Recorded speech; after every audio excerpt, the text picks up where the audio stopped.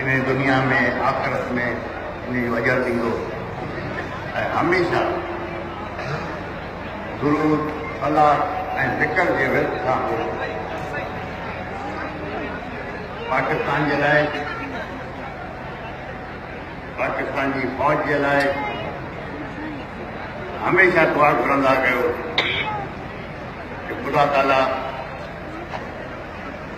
पाकिस्तान जी फ़ौज के जो दहशतगर्दी के खिलाफ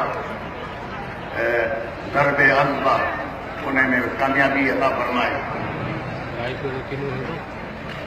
ऐं मां तव्हांखे ॿीहर बि चवां थो, पंहिंजी औलाद ते,